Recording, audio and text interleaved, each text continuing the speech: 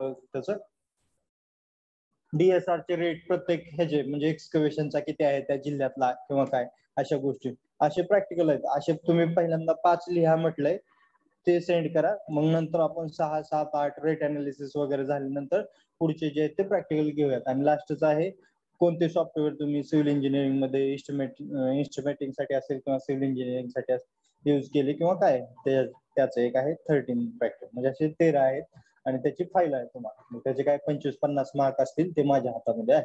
ठीक आहे.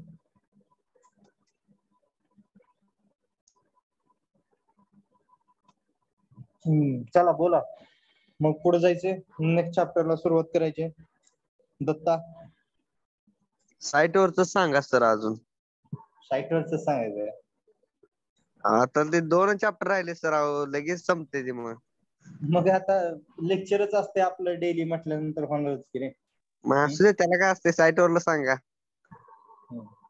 बाकीच्यांना काय वाटतंय मुलं काय करायचंय तुम्हाला दुसरं सर्वे रिलेटेड नॉलेज द्यायचंय रोड रिलेटेड द्यायचंय बिल्डिंग रिलेटेड द्यायचंय की कशा रिलेटेड द्यायचंय काय सांगा. काय एकदा रिव्हिजन घ्यायची आपली इस्टिमेटिंग कॉस्टिंगचे झालेले 3 चॅप्टर. सर नको साईट सांगा. साईट वरच सांगायचं. एकदा रिव्हिजन घ्यायची का थोडीशी पाहूयात काय केलंय अभ्यास वगैरे. सांगतो मी तुम्हाला साईट वरचं नॉलेज. दत्ता तू सांग पहिला प्रश्न मला. कोणत्या मेथड मध्ये सेंटर लाईन मेथड मध्ये जास्त आपल्याला कॅल्क्युलेशन करावं लागतात काय लॉंग हॉल शॉर्ट हॉल मध्ये करावं लागतात? लॉंग हॉल शॉर्ट हॉल मध्ये. हा गुड. श्वेता कोकणे roll number 8. Long hall short hall मेथडला दुसरं नाव काय? श्वेता कोकणे.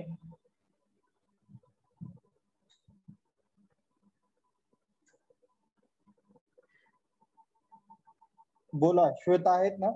Roll number 8. फक्त जॉईन होऊन जाऊ नका.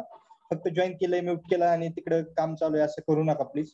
तसं असेल तरी सांगा म्हणजे मला थांबायला बरं. Aditya Asbe roll number 15.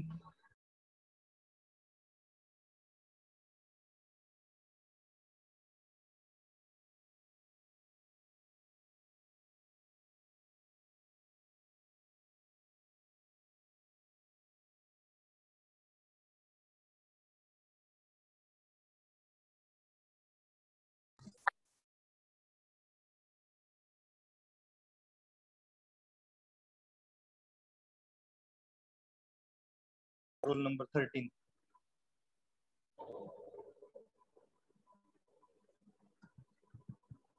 कुणालाच काही येत नाही मग दुसरं शिकवून तुम्हाला काय उपयोगच नाही ना. शिकवलेलंच जर तुम्हाला out in to in method बोलतात. बोला काजल कांबळे काय म्हणताय? आउट टू आउट और इन टू इन मेथड. आणखीन काय नाव आहे? PWD method. PWD method. Good. Roll number 6. Good. Smita Deshmukh centre line मेथडचा फॉर्म्युला सांगा.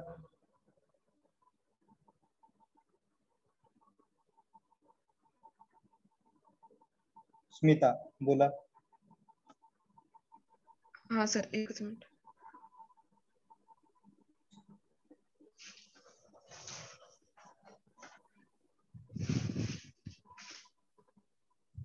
पेजेस कोणता फॉर्म्युला सांगायचा सर? न बघता सांगा. हा सेंटर लाईन मेथडचा म्हणजे ते आपण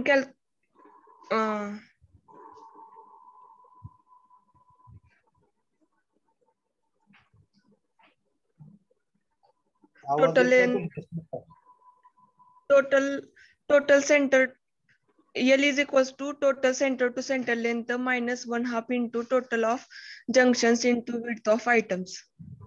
टोटल ऑफ जंक्शन्स लिहून देताना मी काय लिहिलंय? The total of number of म्हणजे नंबर ऑफ जिथं आय सेक्शन तयार होतं तिथं म्हणजे जिथं 3 वॉल मिट होतात तिथं. आय सेक्शन नाहीये. टी जिथं तयार होतो सॉरी टी जिथं 3 वॉल्स मिट होतात तिथं.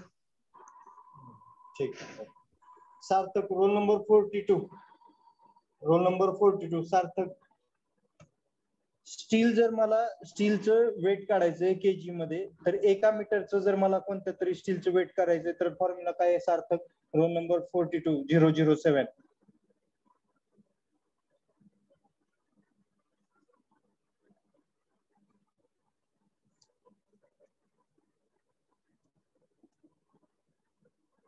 बोल की सार्थक, बरोबर आहे, बोलायचं. Roll number 43 Mahesh Padwale. काय आहे formula? d square divided by 162. Good. d square divided by 162. Anup Pote roll number 47. कोणत्या मग गोष्टी काढायला Yes, sir. चार्ट काय? बीबीएस चा चार्ट काय? बीबीएस चा चार्ट. सर मी आता जॉईन झालोय सर. अरे आत्ता जॉईन झाला, इतके दिवस काय केलं मग? लेक्चर मध्ये काय झालं नाही का तुला? बीबीएस चा चार्ट काय आहे? Prateek Mahadik Patil roll number 36.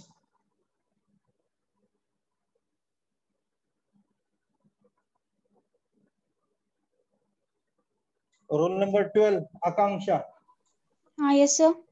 हा बोला, सांगा बीबीएस चा चार्ट सांगा.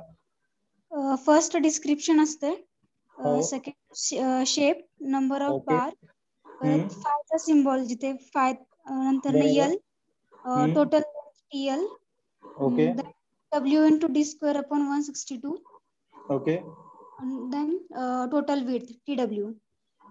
गुड. हे पाठ असलं पाहिजे सर्वांचं. कितीदा सांगितलंय, ह्या गोष्टी ज्या आहेत त्या आल्या पाहिजेत तुम्हाला. Next Asmita More roll number 9. Number of stirrups जर मला काढायचे असतील तर नंबर ऑफ स्टिरप्सचा फॉर्म्युला काय आहे? Asmita More roll number 9. Yes sir. बोला, सांगा उत्तर. नंबर ऑफ स्टिरप्सचा का? हा.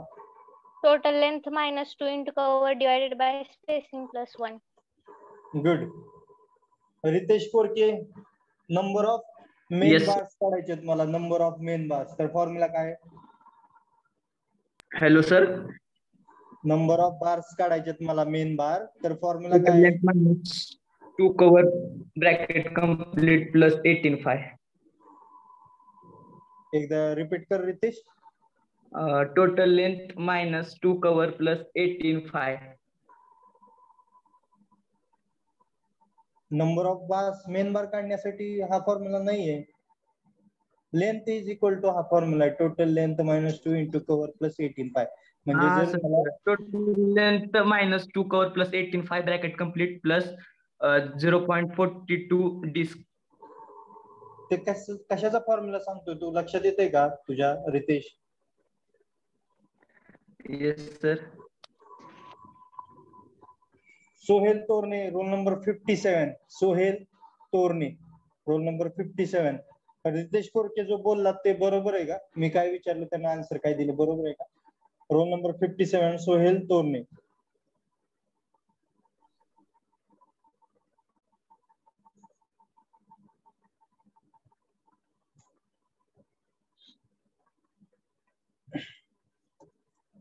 Roll number 64 Rutuja Raut.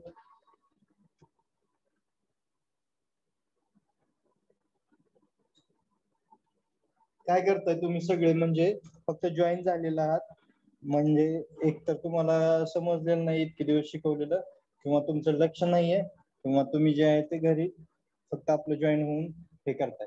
ऋतुजा राऊत.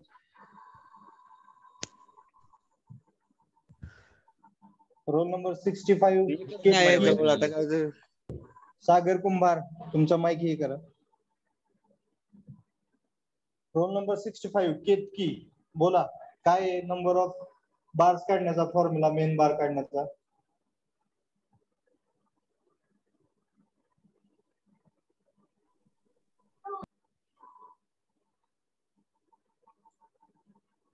अक्षय पांढरे रोल नंबर 44. बघा तुम्ही कसं बोलताय, काय करताय, तुमचं बिहेवियर कसं आहे त्यावरती मार्क असतील. तुम्हाला वाटेल मी मार्क देईल किंवा काय, असं नाही चालणार. जर उत्तर देता येत नसतील, इतके दिवस शिकवलेलं समजलं नसेल तर 4 वेळा विचार म्हणून सांगितलंय. प्रत्येक वेळी रिपीट केलेलं आहे, असं नाही की रिपीट केलेलं नाही. रिव्हिजन घेतलेले. आता पाहूयात म्हटलं इतके दिवस झालं काय चालू आहे काय नाहीये.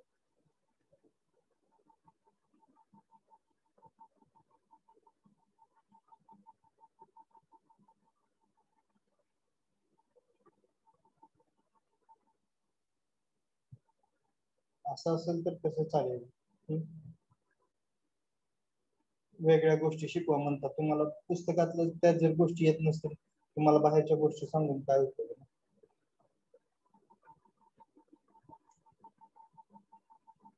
आता एवढं जर शिकवलेलं तुम्हाला समज नसेल तर ते पण सांगा म्हटलं होतं, प्रत्येक वेळी रिपीट केलेलं आहे. Roll number 5 Sushma Gangmale. Main steel कुठं असतं आणि डिस्ट्रीब्युशन स्टील कुठं असतं? स्लॅब मध्ये मेन स्टील कुठं असतं आणि डिस्ट्रीब्युशन स्टील कुठं असतं? Sushma Gangmale, roll number 5. Main steel वरच्या बाजूला असते आणि डिस्ट्रीब्युशन स्टील मध्यभागी. Harshali Babar, roll number 1. बरोबर आहे, तुमच्या मैत्रिणीने उत्तर दिलेलं. मेन स्टील शॉर्टर डिरेक्शनला आणि डिस्ट्रीब्युशन स्टील लॉंगर डिरेक्शनला. मेन स्टील बॉटमला आणि त्याच्यावरती डिस्ट्रीब्युशन स्टील. बघा सुषमा गंगमले तुम्ही उत्तर काय दिलं आणि ह्यांनी काय दिलं? Payal Gaikwad, roll number 4. हर्षालीनं सांगितलेलं बरोबर आहे का सुषमाने सांगितलेलं बरोबर? हर्षालीनं. Roll number 11 Snehal Thorat.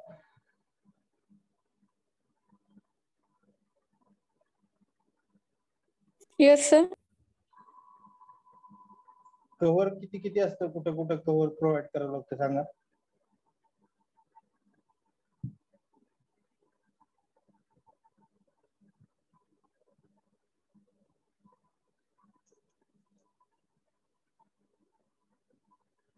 Next 35 roll number Pangaonkar Tulshidas Londhe.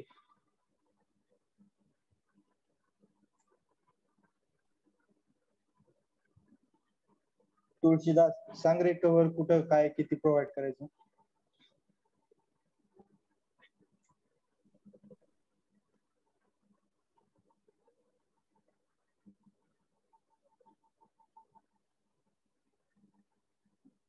Tulshidas आवाज पोहोचतोय का माझा बाळा?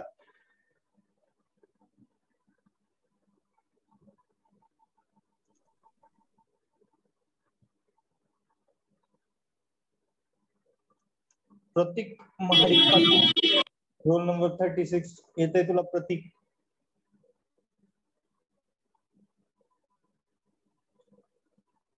Role number 49 Sumit Raut. सुमित येते तुला आन्सर?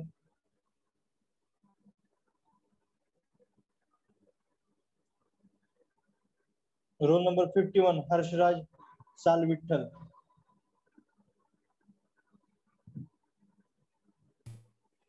नाही सर. रोल नंबर 66 ऋतुजा सस्ते. येतोय तुम्हाला आन्सर?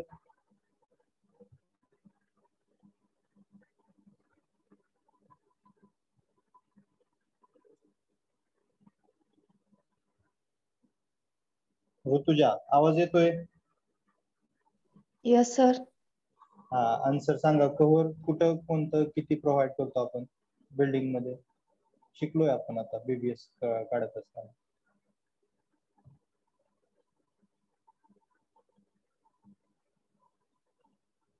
रोल नंबर 70 संदेश लांडे.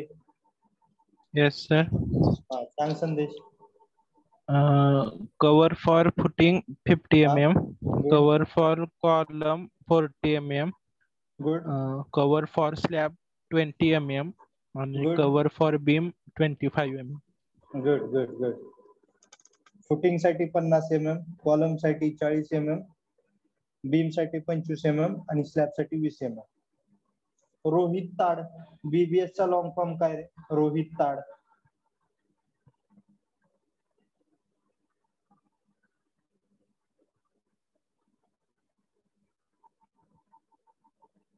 आता फक्त 4-5 स्टुडंट राहिले असतील ज्यांचं नाव मी घेतलेलं नाही. बाकी जेवढे जॉईन झालेले आहेत त्यांची नावं घेतलेली आहेत. बघा यामध्ये किती जणांनी आन्सर दिले तुम्हीच लक्षात ठेवा.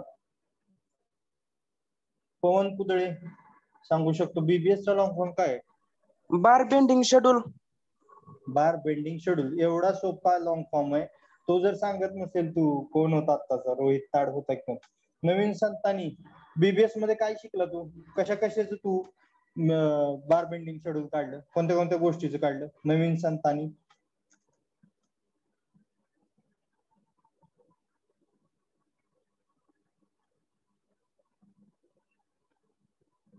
सागर कुंभार सांगा तुम्ही काय काय पाहिलं आपण बीबीएस काढत असताना? कशा कशाचं काढलं आपण बीबीएस?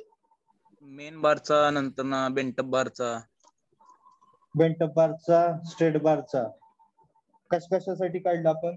कोणत्या कोणत्या आरसीसी मेंबर साठी काढलं आपल्या बिल्डिंग मधल्या? बीम स्लॅब आणि footing. Good. Tejas Jadhav roll number किती आहे तेजस तुझा?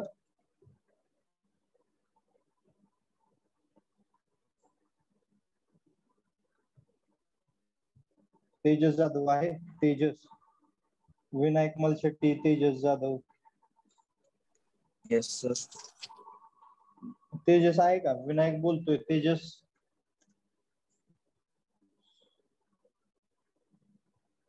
ठीक आहे. बघा आपण आता थर्ड चॅप्टर पाहिला. थर्ड चॅप्टर मध्ये महत्वाची गोष्ट काय शिकलोय आपण? तर बीबीएस शिकलोय, बार बेंडिंग शेड्यूल शिकलोय. त्या बार बेंडिंग शेड्यूल मध्ये शिकत असताना आपण स्ट्रेट बार पाहिलेला आहे, नंतर स्टिरअप्स पाहिलेले आहेत आणि बेंटअप बार पाहिलेला. मग स्ट्रेट बार साठी हुक प्रोव्हाइड करताना 9D, 6'5 म्हणजे 6D. नंतर बेंटअप बार असेल तर बेंटअप बार साठी किती? 0.42D. ज्यावेळेस बेंटअप असेल त्यावेळेस ते एक्स्ट्रा प्लस केलेलं आहे आपण, बरोबर. आणि टोटल कव्हर कसं केलं? Total length -2 into side cover plus 18'5 म्हणजे 9'5 एका बाजूच्या हुकचं, दुसऱ्या बाजूचं 9'5. नंबर ऑफ स्टिरअप्स काढत असताना आपण स्टिरअप्सची जी आहे पहिल्यांदा लेंथ काढून घेतली. लेंथ ती 2 इंटू A प्लस B म्हणजे A एक बाजू म्हणजे बी साईड, विड्थ साईड आणि डेप्थ साईड. आणि त्यामध्ये मग डेप्थ विड्थ त्याला इंटू 2 केलं, त्याची जी आहे ती तुम्हाला टोटल लेंथ भेटली स्टिरअपची. हुक जे आहे ते 12'5 बार दोन्ही 24'5 म्हणजे 2 into A plus B plus 24'5 length of your stirrup. आणि स्टिरअप नंबर ऑफ स्टिरअप काढताना कसं काढल्या? Total length -2 into cover divided by spacing plus 1. Spacing म्हणजे काय? तर 2 बार मधलं डिस्टन्स, 2 स्टिरअप्स मधलं, 2 रिंगांमधलं, 2 लिंक मधलं डिस्टन्स. कॉलम मध्ये असेल, बीम मध्ये असेल किंवा समथिंग कशामध्ये असेल तर त्यातलं जे स्पेसिंग म्हणजे दोघा मधलं डिस्टन्स ते म्हणजे असतं स्पेसिंग. मग मला आणखीन एक प्रश्न आहे, मेन बार मध्ये स्पेसिंग जास्त असतं की डिस्ट्रीब्युशन बार मध्ये स्पेसिंग जास्त असतं? Smita Deshmukh roll number 2. Main बार मध्ये स्पेसिंग कमी असतं आणि डिस्ट्रीब्युशन बार मध्ये स्पेसिंग जास्त असतं. गुड. मग मला याचं कारण कोण सांगू शकेल? Datta Mane roll number may be 42. 38. हा 38. सांगा मग कारण काय?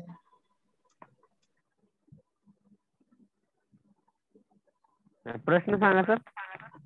काय करत होता एवढं? ऐकू येत नाही का दत्ता?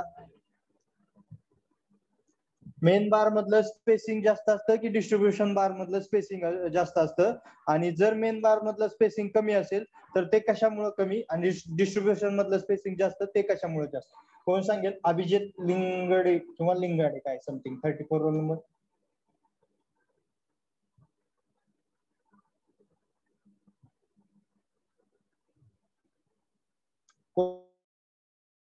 आन्सर देऊ शकतो?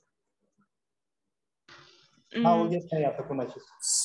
स्ट्रक्चरचा डिझाईन लोड मेन बार वरती येत असतो, त्यामुळे स्पेसिंग जास्त प्रोव्हाइड करायचं. जास्त की कमी? जास्त कमी मेन स्टील. गुड. ओके. बघा टोटल लोड जो आहे तो तुमचा जो बॉटमचा बार आहे ना, त्या बॉटमच्या बार वरती येणार आहे. आपण ज्यावेळेस शिकत होतो बीबीएस त्यावेळेस पण मी बीमची एक डायग्राम काढली आणि विचारलं तुम्हाला बीमच्या टॉपला काय असतं? कॉम्प्रेशन असतं की टेन्शन असतं? आणि खाली काय असतं असं विचारलं. तुम्ही सांगितलं वरती कॉम्प्रेशन असतं, खाली टेन्शन असतं, बरोबर ना? Yes or no? बरोबर की चूक आहे?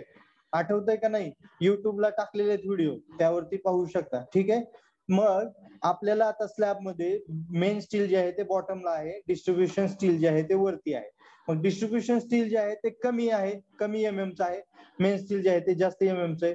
मग मेन स्टील जर जास्त एमएमचं आहे म्हणजे त्याची जी थिकनेस आहे ती जास्त आहे बरोबर, म्हणजे स्पेसिंग त्याचं काय करणार आहे आपण कमी घेणार आहे. का तर आपण मेन स्टील जे आहे ते बॉटमला टाकतोय, त्यामुळे स्ट्रक्चरचा लोड तुमच्या त्या स्लॅबचा लोड मेन स्टील वरती जाणार आहे, म्हणून आपण स्पेसिंग जे आहे ते त्यामधलं कमी करतोय बरोबर. म्हणून मोठा बार खाली वापरतोय, छोटा बार वरती वापरतोय. आणि छोट्या बार मध्ये डिस्ट्रीब्युशन स्टील मध्ये स्पेसिंग जास्त का, कारण ते फक्त डिस्ट्रीब्यूट करण्याचं काम करते, लोड डिस्ट्रीब्यूट करण्याचं काम करते, त्यामुळे आपण त्याला तसं केलेलं आहे. ठीक आहे. Prathamesh Jadhav, roll number 26. काय long wall short wall method मध्ये कोणता फॉर्म्युला युज करायचा आहे, सेंटर लाईन मध्ये कोणता युज करायचा आहे, काय फरक आहे long wall short wall method मध्ये आणि सेंटर लाईन मेथड मध्ये, काय डिफरन्स आहे? 26 रोल नंबर.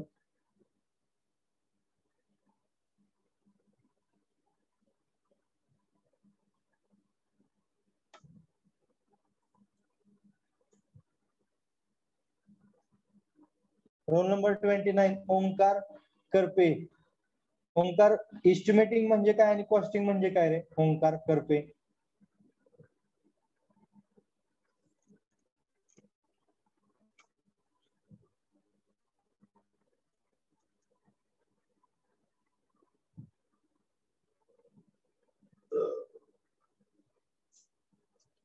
अमोल गायकवाड सांगा.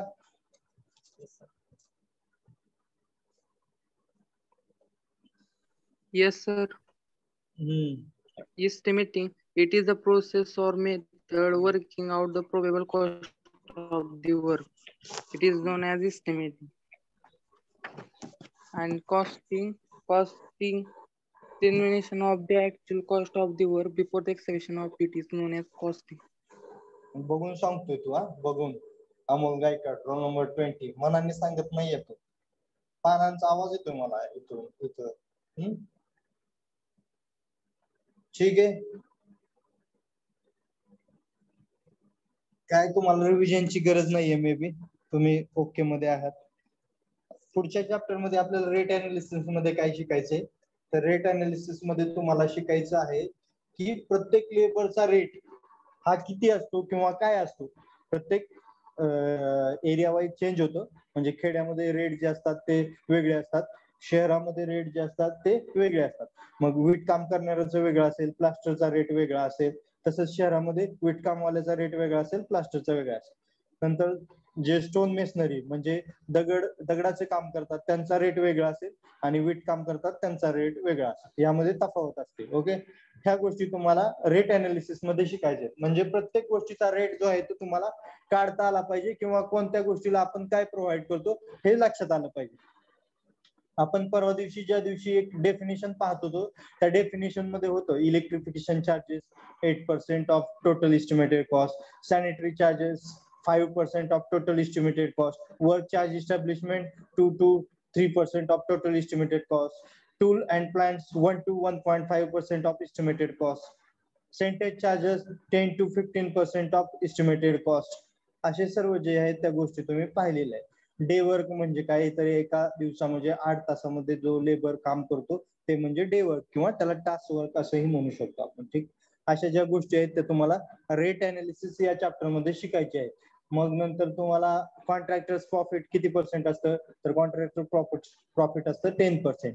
नंतर वॉटर चार्जेस किती असतात, तर टोटल इस्टिमेटेड कॉस्टच्या 1.5%. का, तर जोपर्यंत आपली पूर्ण बिल्डिंग होणार नाही तोपर्यंत आपल्याला त्या ठिकाणी पाण्याची गरज आहे. पाणी हे प्रत्येक वेळी लागणार आहे, कारण क्युरिंगचा मेन फॅक्टर काय आहे, जर तुमचा आरसीसी मेंबरला क्युरिंग करायचं असेल तर तुम्हाला पाण्याची आवश्यकता आहे. त्यामुळे water is a main factor in construction work, त्यामुळे त्याचं 1.5% जे आहे ते वॉटर चार्जेस. मग रेट अनालिसिसचा पण एक चार्ट असतो, सेम जसं बीबीएस किंवा मेजरमेंट शीट ह्याच्यामध्ये काढलं, लॉंग वॉल शॉर्ट वॉल किंवा सेंटर लाईन मध्ये आपण पाहिलं.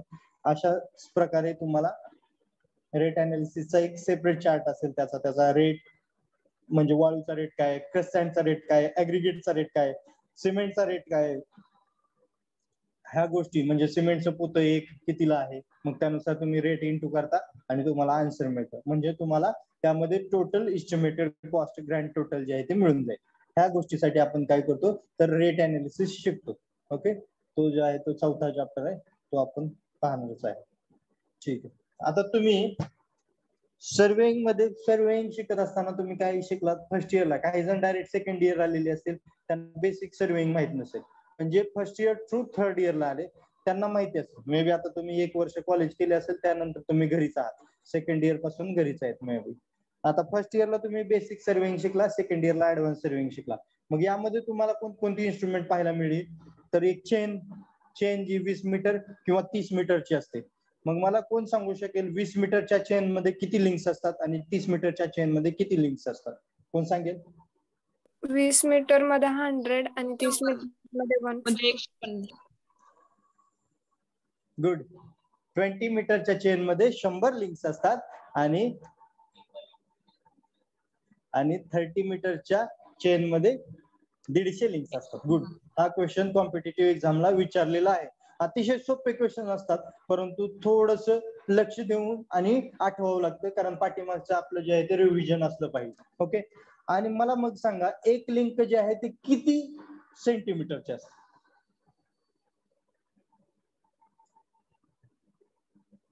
कोण सांगू शकेल? एक लिंक जी आहे ती किती सेंटीमीटरची असते? Anyone no? 20 सेंटीमीटरची असते का? बरोबर आहे का स्मिता? बरोबर आहे का चूक आहे मी बोलतोय तो? मला सांगा, list count of your chain किती आहे? List count of chain. बरोबर आहे म्हणतोय विनायक मलशेट. लिस्ट काउंट किती आहे? चेनचा लिस्ट काउंट किती आहे? चेनचा लिस्ट काउंट माहित नाहीये? चेनचा least count 0.2 metre. 0.2 metre. Least count म्हणजे काय? लिस्ट नावातच आहे बघा, जी सर्वात कमी व्हॅल्यू त्या गोष्टीची तिला आपण लिस्ट काउंट असं म्हणतो. मग सर्वात कमी काय आहे? त्या 20 सेंटीमीटर 20 मीटरची चेन आहे, तर त्यातली 20 सेंटीमीटरची लिंक ही तुमची सर्वात छोटी गोष्ट आहे, किंवा त्यापासून तुम्ही मोजायला सुरुवात करताय, म्हणजे त्यापासून तुम्ही सुरुवात करताय, म्हणून त्याचा तो लिस्ट काउंट असेल. नंतर तुम्ही चेन पाहिली, नंतर तुम्ही पाहिला रेंजिंग रॉड. रेंजिंग रॉडची हाईट किती असते? कोण सांगेल? रेंजिंग रॉड पाहिलाय?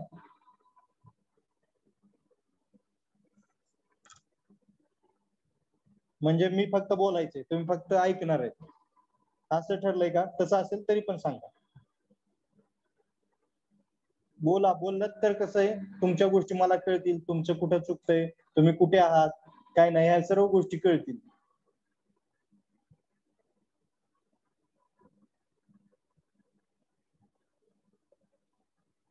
Three metre Smita. Good.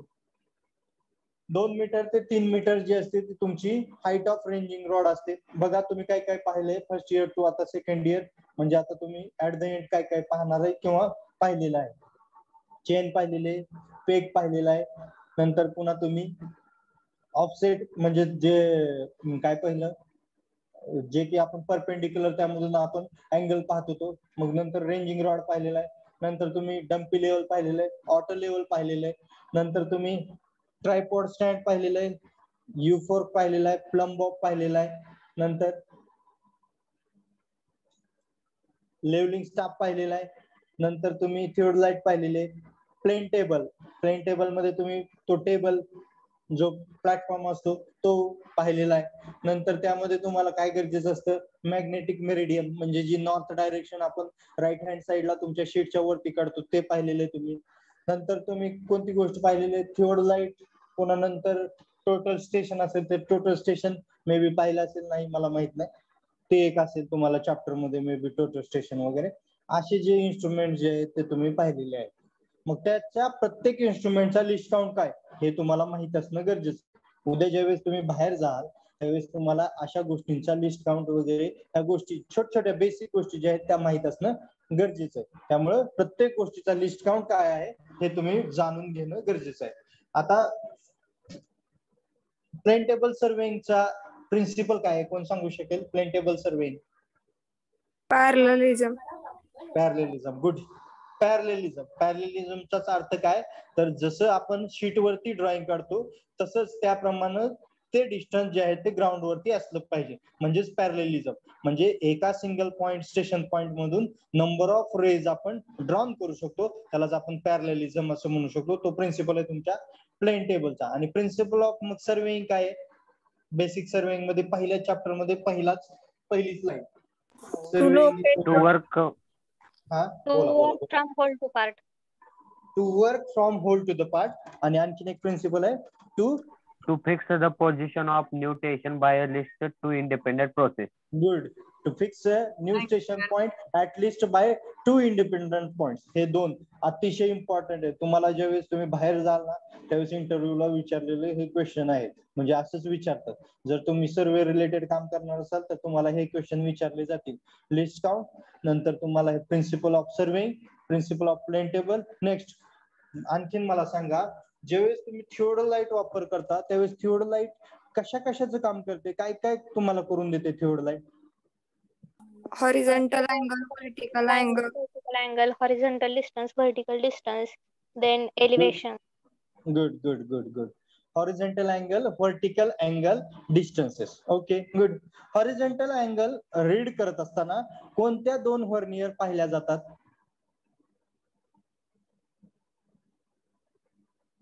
कशावरती Main reading scale वाचता? and vernier scale. बोला अस्मिता बोला. Main scale and vernier scale. Main scale and vernier scale. Which window A and window B.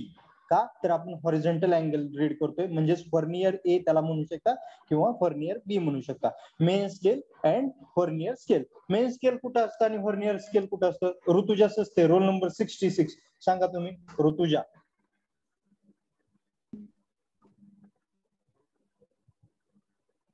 Main scale कुठे असतं आणि व्हर्नियर स्केल कुठे असतं?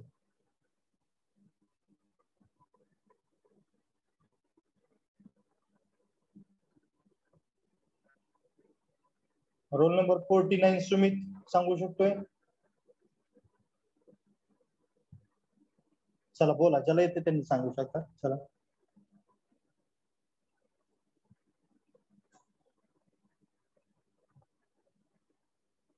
Main scale जे असतं ते बॉटम म्हणजे खालच्या बाजूला असतं.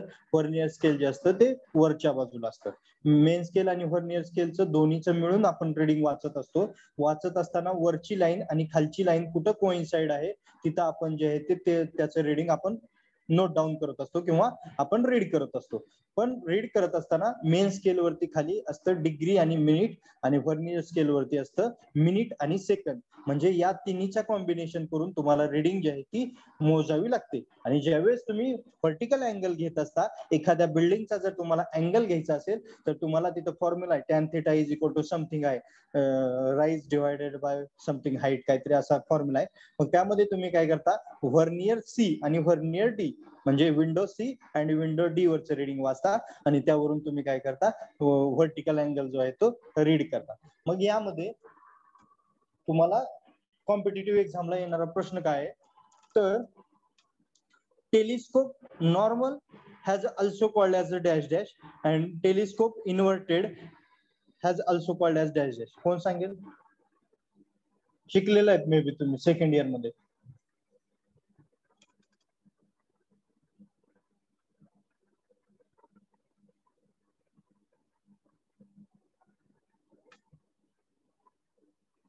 नाही आठवत कुणाला? हर्षाली.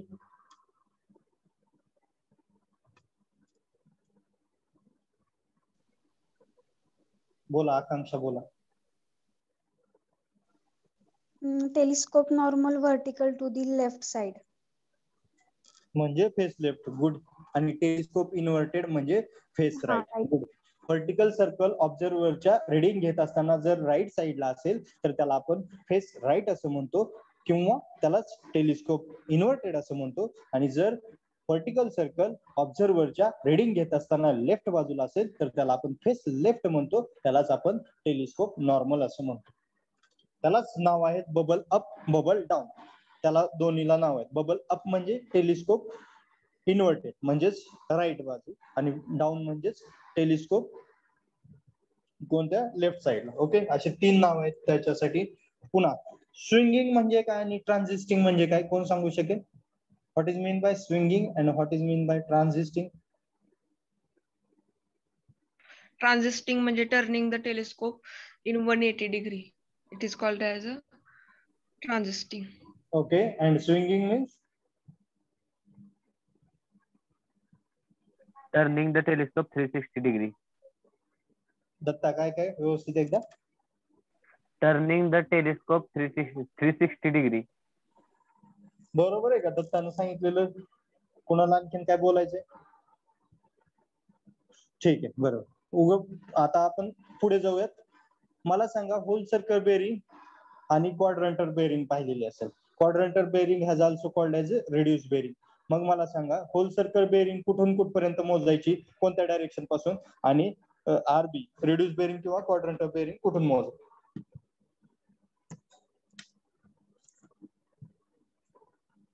आयडिया आठवतोय कुणाला? सगळं आठवलं पाहिजे असल्या गोष्टी. सगळ्या सब्जेक्टचे आपल्याला रिव्हिजन घ्यायचे आहे. 0 to 90 whole circle bearing. चुकतंय दत्ता. 0 to 360 डिग्री म्हणजे नॉर्थ पासून आपण होल सर्कल बेरिंग मोजतो आणि नॉर्थ आणि साऊथ पासून जिकडून जवळ असेल अँगल तिकडून आपण आरबी किंवा क्वाड्रंटर बेरिंग रेड्यूस बेरिंग और क्वाड्रंटर बेरिंग मोजत असतो. त्यामुळे लक्षात ठेवा, उद्या एक्झामला कॉम्पिटेटिव्ह एक्झामला तुम्हाला क्वेश्चन येईल whole circle bearing is measured from dash dash north south east west, तर तुमचा आन्सर असेल नॉर्थ. आणि तुम्हाला आणखीन एक प्रश्न आला तर असा येईल क्वाड्रंटर बेरिंग और reduce bearing is measured from dash dash north south, south north, west east असं येईल, तर त्यावेळेस तुमचं उत्तर असेल नॉर्थ साऊथ. ठीक आहे. तुम्ही नंतर पाहिलं लॅटिट्यूड आणि डिपार्चर. लॅटिट्यूड म्हणजे काय आणि डिपार्चर म्हणजे काय? कोण सांगेल? लॅटिट्यूड कुठं असतं आणि डिपार्चर कुठं असतं? आठवतंय? सगळ्या गोष्टी आठवायच्यात आपल्याला. मी पण न बघता सगळ्या गोष्टी माझ्या माइंड मध्ये येतात, सगळ्या ब्रेन मध्ये, त्याच गोष्टी मी तुम्हाला रिपीट करतोय. जेवढ्या गोष्टी मला येतात तेवढं मी तुम्हाला सांगत असतो. मी पुस्तक वगैरे युज करत नाही काही.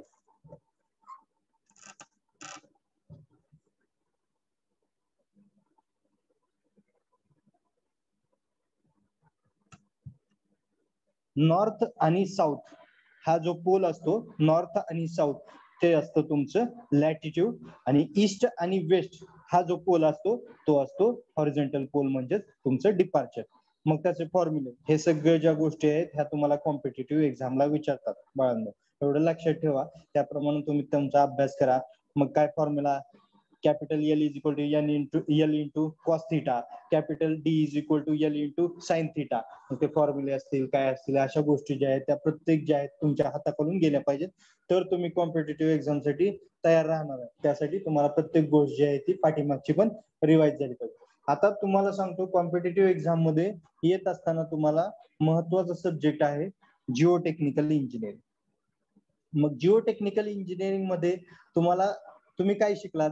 जिओ टेक्निकल मध्ये मग तुम्ही सँड रिप्लेसमेंट मेथड शिकला असाल, नंतर तुम्ही काय स्पेसिफिक ग्रॅव्हिटी मेथड शिकला असाल, नंतर डेन्सिटी बॉटल मेथड असेल किंवा काय असेल, अशा बऱ्याचशा मेथड्स होत्या, त्या मेथड शिकला असाल तुम्ही. मग सॉइल काय आहे, कशापासून तयार झालेले, त्यालाच आपण काय म्हणतो? Geotechnical engineering has also called as a soil mechanics. Who is the father of soil mechanics? कोण सांगू शकेल? Father of soil mechanics doctor Karl Terzaghi. Doctor Karl Terzaghi is the father of soil mechanics और father of geotechnical engineering. त्यांनी शोध लावलेला आहे सॉइलचा, त्यामुळे त्यांचं नाव आहे, त्यालाच फादर म्हटलेलं आहे, म्हणून फादर ऑफ सॉइल मेकॅनिक्स कोण आहेत? तर डॉक्टर कार्ल तेरझागी. ओके. मग त्यामध्ये तुम्ही काय शिकला? लिक्विड स्टेट, नंतर पुन्हा काय प्लास्टिक स्टेट, अशा सर्व डायग्राम पाहिल्या. पीएचडीसी कर्व म्हणजे पार्टिकल साइज डिस्ट्रीब्युशन कर्व. मग त्यामध्ये सॉलिड स्टेट कोणती, सेमी सॉलिड कोणती, लिक्विड कोणती, हे सगळे पाहिलेले. अशावरतीच तुम्हाला उद्या क्वेश्चन येत असतात. किंवा अल्युव्हियल सॉइल म्हणजे काय, एव्होलियन सॉइल म्हणजे काय, नंतर रिव्हर सॉइल म्हणजे काय, लुमी सॉइल म्हणजे काय, त्या सर्व गोष्टी असतील. मग हे त्याचे उदाहरणं असतील. नंतर अशा गोष्टी ज्या आहेत त्या तुम्हाला भरपूर अभ्यास करायचे. नंतर तुम्ही प्रॉपर्टीज ऑफ सॉइल म्हणून डेफिनेशन पाहिले असतील. मग व्हॉइड रेशो असेल, नंतर पुन्हा पोरोसिटी असेल, डिग्री ऑफ सॅच्युरेशन असेल, व्हॉइड रेशो असेल, अशा सर्व डेफिनेशन वगैरे जे आहे, वॉटर कंटेंट असेल, हे सर्व तुम्हाला जे आहे ते तुम्हाला एक्झाम साठी गरजेचं आहे. त्यासाठी तुम्हाला जिओटेकच्या त्या रिलेटेड तुम्ही अभ्यास करणं गरजेचं आहे. नेक्स्ट जिओटेक फर्स्ट जो आहे तो सर्वात महत्वाचा इम्पॉर्टंट सब्जेक्ट असेल. नेक्स्ट सर्वे असेल. नेक्स्ट इन्व्हायरमेंटल असेल, म्हणजे आता पब्लिक हेल्थ इंजिनिअरिंग शिकताय. कोण सांगू शकते मला फायर डिमांडचे फॉर्म्युले? 5 आहेत, मे बी 4 किंवा 5. बुस्टन्स फॉर्म्युला, फ्रीमॅन्स फॉर्म्युला, कोण सांगू शकते? येतंय कोणाला? शिकताय ना, बरोबर ना, झालाय ना?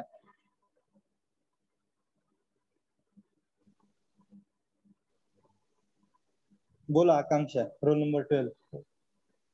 सो त्यात लाईक फ्रीमॅन फॉर्म्युला आहे त्याचं is equals to 11,355 into bracket P upon 10 + 10 bracket complete. हा एक फॉर्म्युला आहे. देन कुचलिक्स फॉर्म्युला आहे त्यात Q is equals to 3,182 root P. Okay good. आता तुम्हाला सांगतो असे फॉर्म्युले असतील किंवा काय असतील. ऍक्च्युली फायर डिमांड जी आहे ती यूज करत असताना आपण काय पॉप्युलेशन इन 1000 पकडतो, बरोबर? सर्वांना माहित असेल पॉप्युलेशन इन 1000 म्हणजे जर तिथे 1 लाख असेल तर घेताना किती घेणार? त्यातले 1 लाख म्हणजे किती घेणार? पॉप्युलेशन इन 1000 जर असेल तर तिथे 1 लाख असेल तर तिथे लिहिताना किती लिहिणार तुम्ही?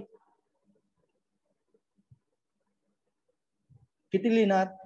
शिकलाय की नाहीये? शिकलाय की नाहीये तुम्ही अगोदर ते सांगा मला पहिला. एका व्यक्तीला एका दिवसामध्ये पाणी किती लागतं? कोण सांगू शकेल? 135 लिटर्स. 135 लिटर. पहा आपण जे आहे ते इंडियामध्ये राहतोय. इंडियातल्या एका व्यक्तीला मग आंघोळीसाठी असेल, त्याच्या बाकीच्या गोष्टींसाठी असेल आणि पिण्यासाठी असेल, पूर्णपणे दिवसामध्ये त्याला 135 लिटर पाणी लागतं. ओके. पण फॉरेन कंट्रीज मध्ये किंवा आता हे जे आहे 135 लिटर हे ऍक्च्युली आहे ऍव्हरेज ऑर मिनिमम LI म्हणजे लो इन्कम ग्रुप हाऊसेस लोकांसाठी लागणारं पाणी. आता शक्यतो इंडियामध्ये एवढंच लागतं सर्वांना, परंतु फॉरेन कंट्रीज मध्ये 200 लिटर पाणी जे आहे ते एका व्यक्तीला लागतं. 200 litre per capita per day, LPCD litre per capita per day. Okay. जे आहे ते त्यांना किती लागतं? तर त्यामध्ये तुम्हाला जर उद्या एक्झाम मध्ये क्वेश्चन आला ऍव्हरेज और minimum required water for 1 person in 1 day, तर तुम्ही आन्सर लिहा 135 litre per capita per day. आणि मॅक्झिमम HIG, मॅक्झिमम HIG म्हणजे हाय इन्कम ग्रुप हाऊसेस, हाय इन्कम ग्रुप हाऊसेस त्यांना किती लागतं पाणी? तर 200 litre per capita per day. Okay, ते एक लक्षात ठेवा. नेक्स्ट तुम्हाला प्रश्न येऊ शकतो एक्झाम मध्ये, तर युनिट काय आहे रेट तुमच्या फायर डिमांडचं? तर ते काय आहे? तर लिटर पर मिनिट मध्ये जे आहे ते आपण प्रत्येक गोष्ट जे आहे त्यामध्ये कन्सिडर करतो. आणि पॉप्युलेशन जे असेल ते 1000 मध्ये. मग कुचलिंग फॉर्म्युला असेल, फ्रीमॅन्स असेल, तुमचा बुस्टन्स असेल, 3665 रूट मध्ये पी असं काहीतरी आहे. पी म्हणजे पॉप्युलेशन. नेक्स्ट मेथड्स आहेत तुमच्या पॉप्युलेशन फोरकास्टिंगच्या. मग ते एक महत्वाचे त्यातले फॉर्म्युले arithmetical mean method, geometrical increase method, incremental increase method, नंतर काय समथिंग झोनल मेथड, अशा काहीतरी 5-7 मेथड्स आहेत. मग त्यामध्ये P0 = P + ND असे फॉर्म्युले आहेत. ते जे आहेत ते फॉर्म्युले ते तुम्हाला एक्झाम साठी गरजेचं आहे. ठीक आहे. इन्व्हायरमेंटल इंजिनिअरिंग मध्ये मग पीएच काय? P for power, H for hydrogen ions. मग त्याची स्केल काय आहे? मॅक्झिमम ऍसिडिक कुठं असतं? मॅक्झिमम बेसिक कुठं असतं? मॅक्झिमम बेसिक 14 ला असेल, मॅक्झिमम ऍसिडिक मे बी 0 ला असेल आणि न्यूट्रल वॉटर तुमचं 7 ला असेल. म्हणजे आपण जे पितो पाणी म्हणजे पोटेबल वॉटर, मिनरल वॉटर जे असतं म्हणजे जे आपण दुकानामध्ये गेल्यानंतर वगैरे आपण म्हणतो मला एक बिस्लरी द्या, मग काय 15 रुपये, 10 रुपये, 20 रुपयाची बिस्लरी असते, तर त्याचा पीएच त्या पाण्याचा असतो 6.5. ओके, लक्षात येतो. पीएच मीटरनं त्याचा पीएच तुम्ही चेक करू शकता. तुम्ही पाहिलं असेल प्रॅक्टिकलला, गढूळ पाणी घ्यायचं एक, पुन्हा बोरचं पाणी एक घ्यायचं आणि मिनरल वॉटर एक घ्यायचं. मग त्याचा पीएच जो आहे तो चेक करायचा. लहानपणी तुम्ही 7वी, 8वी, 9वी, 10वीत असाल त्यावेळेस तुम्ही पीएच पेपर म्हणजे तांबडा होतो, लिटमस पेपर त्याला आपण मराठीत म्हणतो, तांबडा होतो की म्हणजे तांबडा म्हणजे गुलाबी किंवा ब्लू, मग त्यावरून तुम्ही पीएच जो आहे तो त्याचा ठरवायचे. ओके. 7च्या आतमध्ये असेल तर ते मॅक्झिमम अल्कलाइन और ऍसिडिक कसं असतं? ऍसिडिक. ऍसिडिक, आणि जर पुढे गेला तर अल्कलाइन. ओके, त्याप्रमाणे तुम्ही ते जे आहे ते त्या पण गोष्टी लक्षात ठेवा, त्यावरती पण असतं. नेक्स्ट,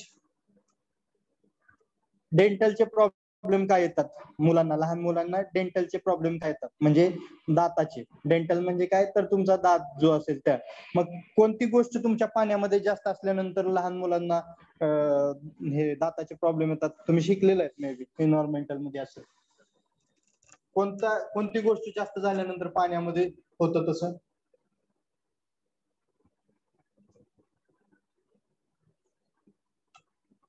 बघा, शिका, व्यवस्थित अभ्यास करा. प्रत्येक सब्जेक्ट हा महत्वाचा आहे.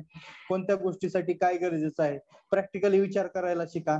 आपण सिव्हिल इंजिनियर आहे, प्रत्येक गोष्टीकडे थोडस वेगळ्या म्हणजे एक दृष्टिकोन ठेवा की आपण सिव्हिल इंजिनियर आहे, त्याच्याकडे बघताना हे काहीतरी आपल्या हेतूतनं काहीतरी यामध्ये नवीन असेल किंवा काय असेल, अशा गोष्टी असेल. प्रत्येक सब्जेक्ट मध्ये काहीतरी शिकायचे, म्हणूनच आपल्याला सिव्हिल इंजिनिअरिंगला एन्व्हायरमेंटल म्हणजे पाण्याचं पण दिलेलं. नेक्स्ट तुम्हाला WRD म्हणून विषय असेल, WRE ना, वॉटर रिसोर्स इंजिनिअरिंग, बरोबर आहे ना?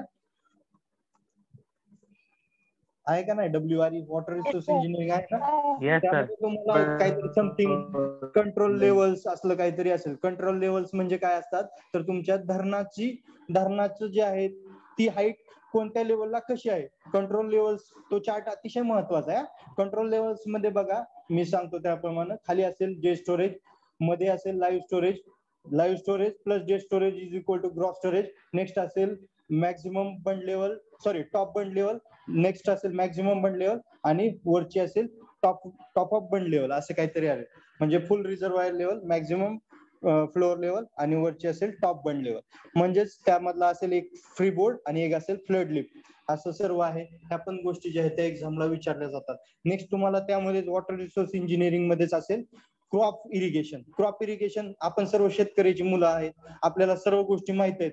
कोणत्या सीझनला कोणतं पीक घेतलं जातं, पावसाळ्यामध्ये कोणतं घेतलं जातं, उन्हाळ्यामध्ये कोणतं घेतलं जातं, हिवाळ्यामध्ये कोणतं घेतलं जातं पीक. कोणतं पीक 8 महिन्यासाठी असतं, कोणतं पीक 12 महिन्यांसाठी असतं. मग शुगर केन म्हणजे काय, तर ऊस काय तर 12 महिन्याचं पीक आहे. मग त्याच्यासाठी बेस पिरियड किती लागेल, तर 365 दिवस. बरोबर आहे का नाही? चुकतंय? बेस पिरियड, क्रॉप पिरियड कळतोय, डेल्टा ड्युटी कळते. Delta is equal to 8.64 B divided by T. हा फॉर्म्युला अतिशय महत्वाचा आहे. मग बेस पिरियड म्हणजे काय, क्रॉप पिरियड म्हणजे काय, डेल्टा म्हणजे काय, ड्युटी म्हणजे काय. कालच्या एक्झामला महाडिस्कॉमच्या सर्व यावरतीच एक 4 ते 10 मार्काचे क्वेश्चन होते. डेल्टा म्हणजे काय, ड्युटी म्हणजे काय, कोण सांगू शकेल मला?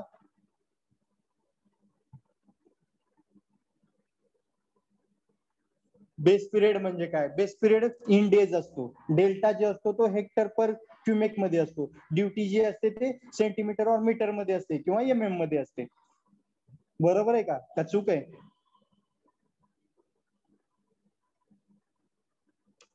बरोबर आहे सर. बरोबर आहे ना. लक्ष द्या, व्यवस्थित हे करा. बेस पिरियड म्हणजे तुमचा पीक लावल्यापासूनचा पिरियड, म्हणजे पहिल्यापासून ते लास्ट पर्यंत, ऍट द एंड त्याचं कटिंग होण्यापर्यंत. आणि क्रॉप पिरियड म्हणजे मला कोण सांगेल बेस पिरियड मोठा असतो का क्रॉप पिरियड? अतिशय इंटरेस्टिंग पार्ट आहे. क्रॉप पिरियड मोठा असतो, बेस पिरियड क्रॉप पिरियड मोठा असतो. स्मिता, कोण सांगेल आणखीन?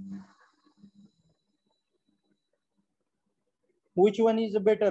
Base period is better or crop period is better?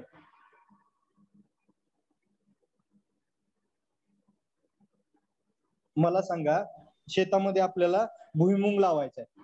भुईमुंग माहिती आहे सर्वांना, शेंगा लावायचे, शेंगा. ठीक आहे, शेतामध्ये मला शेंगा लावायचे. तर ते शेंगदाणे किंवा त्या शेंगा लावत असताना मला अगोदर ती जमीन मला सुपीक म्हणजे पूर्णपणे पाणी देऊन व्यवस्थित झालेली पाहिजे, की मी फक्त कोरडवाहूवरती डायरेक्ट बी लावू शकतो म्हणजे भुईमुंगाचे? कोण सांगेल? पाणी देऊ. मग ह्याच्यासाठी काय महत्वाचं आहे, तर तुम्हाला पहिल्यांदा तुमची शेती जी आहे ती ओलिताखाली आणली पाहिजे, म्हणजे सिंचित केली पाहिजे, म्हणजे त्याला पाणी दिलं पाहिजे. म्हणजे पहिल्यांदा त्या शेताला तुम्हाला व्यवस्थित करून घ्यावं लागेल, मग त्याला पाणी द्यावं लागेल, आणि मग पाणी देऊन तुम्हाला भुईमुंग जो आहे तो पेरावा लागेल किंवा करावा लागेल, लावावा लागेल. विथ द हेल्प ऑफ काय तुमचे कशाने करतात ते तुम्हाला माहिती असेल, प्रत्येक जण शेतकरी. ओके, मग ह्यामध्ये बेस पिरियड छोटा की मोठा आणि क्रॉप पिरियड छोटा की मोठा? क्रॉप पिरियड म्हणजे लावल्यापासून, म्हणजे मी बी लावलंय बी लावल्यापासून ते धान्य माझं कट करेपर्यंतचा पिरियड म्हणजे क्रॉप पिरियड. आणि बेस पिरियड म्हणजे मला धान्य लावायच्या अगोदर त्या शेतीला काहीतरी थोडस पाणी द्यावं लागलं, व्यवस्थित करावं लागलं, मग मी ती शेती जी आहे ती काढण्यापर्यंतचा पिरियड म्हणजे बेस पिरियड. मग आता सांगा बेस पिरियड मोठा की क्रॉप पिरियड मोठा? Base period. बस Base संपलं, period. हेच पाहिजे. हेच क्वेश्चन विचारले जातात एक्झामला. असंच असतं, अतिशय सोपं असतं, काही यामध्ये अवघड असं काही नसते. लक्षात घ्या. त्यामध्ये मग काय कोणत्या गोष्टी आहेत त्या भरपूर इंटरेस्टिंग आहे. तुम्ही इंटरेस्टेड शिकलात तर भरपूर गोष्टी ज्या आहेत त्या शिकण्यासारख्या. एन्व्हायरमेंटल पाहिलं तुम्ही, WRE पाहिला, आपला तर इस्टिमेट शिकतायच तुम्ही, सर्वे पण पाहताय मधून मधून. सर्वे मध्ये तुम्हाला जे आहे ते रिडिंग वगैरे वाचता आली पाहिजे. रिडिंग वाचत असताना लेवलिंग स्टाफ आहे 5 mm चा. 5 mm म्हणजेच 0.005 मीटर, बरोबर. 0.005 मीटर तो त्याचा लिस्ट काउंट आहे, बरोबर. म्हणजे पहिली जी सुरुवात असेल बॉटम, त्याचा बॉटम जो आहे तो 5 mm पासून चालू झालेला असेल, कारण त्याचा तो लिस्ट काउंट आहे लेवलिंग स्टाफचा, बरोबर. मग रिडिंग वाचत असताना कधीही तुमच्या डाव्या बाजूची पहिल्यांदा रिडिंग वाचायची. म्हणजे डाव्या बाजूला काय लिहिलंय, 1 लिहिलंय तर 1 वाचायचं, 2 लिहिलं असेल 2 वाचायचं. नंतर उजव्या बाजूची रिडिंग वाचायची. पण पहिल्या बाजूची रिडिंग डाव्या बाजूची वाचल्यानंतर 1 पॉईंट द्यायचा. मग उजव्या हाताची रिडिंग 2 असेल तर 2 वाचायचं. आणि मग नंतर वरचे जे आहे ते अंक, मग 40 असेल, 45 असेल, 50 असेल, असं जे आहे ते रिडिंग वाचायचं. ते रिडिंग वाचता आलं पाहिजे. आय लेवल तुमची जे आहे ते हॉरिझॉन्टल पाहिजे. मधलं जो आहे स्टडी ऑफ डायफ्रागम, जो तुमचा मधला जो आहे with the help of object glass मधून तुम्हाला जे मिळतं ते जे आहे ते त्याच्यावरून तुम्हाला रिडिंग जे आहे ते रीड करता आली पाहिजे. नेक्स्ट तुम्ही टॅकोमेट्री सर्वेइंग म्हणून पाहिलं असेल. मग टॅकोमेट्रीचा फॉर्म्युला काय होता, F/I × S. F/I म्हणजे मल्टिप्लाइंग कॉन्स्टंट, S म्हणजे स्टॅडी इंटरसेप्ट. मग त्याची व्हॅल्यू काय असते, 100 असते, काय असते, हे पण परीक्षेला एक्झाम मध्ये विचारतात. ह्या गोष्टी पण तुम्ही लक्षात ठेवा. मग स्लोपिंग ग्राउंड आहे तर तिथं फॉर्म्युला चेंज होतो डीचा, किंवा फॉर्म्युला फ्लॅटला चेंज होतो. फी इज इक्वल टू काय समथिंग असेल, F/I × sin² θ डिवाइड इंटू काय समथिंग आहे, F+C+ असं काहीतरी आहे. ठीक आहे. अशा पण गोष्टी ज्या आहेत त्या तुम्हाला एक्झामला विचारल्या जातात. त्या गोष्टी पण तुम्ही हे करू शकता. नेक्स्ट कॉन्क्रीट टेक्नॉलॉजी तुम्ही शिकलेला आहात. कॉन्क्रीट टेक्नॉलॉजी मध्ये महत्वाचं काय आहे तर तुम्हाला सिमेंट जे आहे ते कसं तयार झालं. सिमेंट कोण सांगू शकेल, सिमेंट कसं तयार झालं?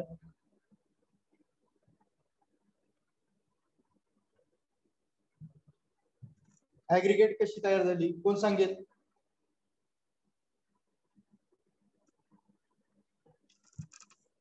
सिमेंट पहिलीच डेफिनेशन असेल ना, कॉन्क्रीट टेक्नॉलॉजी शिकत असताना पहिलीच डेफिनेशन असेल सिमेंट.